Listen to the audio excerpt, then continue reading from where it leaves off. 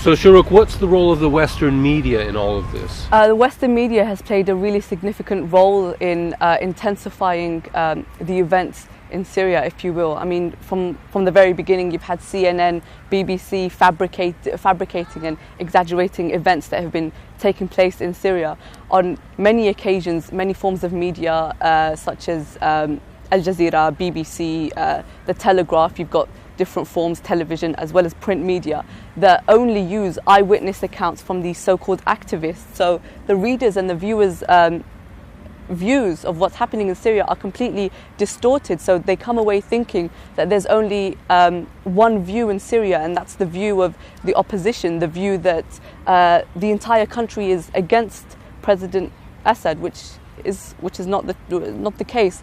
And one thing that shows this significantly is the number of journalists that defected, essentially, from Aljazeera because of the biased reporting that was taking place, because of the lies. I mean, they would just make up figures, get anyone to call in saying that they were from Damascus or from Hamas. So yeah.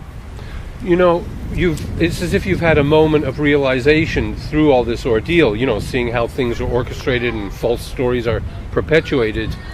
Has it caused you to question the world or life, your perception of other factors?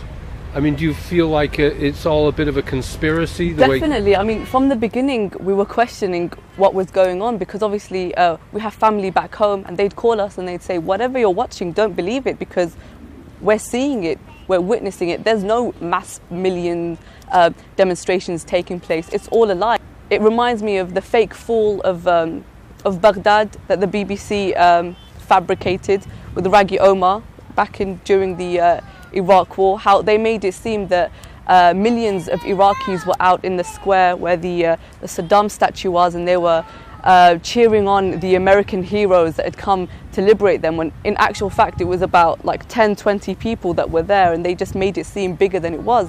The same can be said for Tripoli last year as well.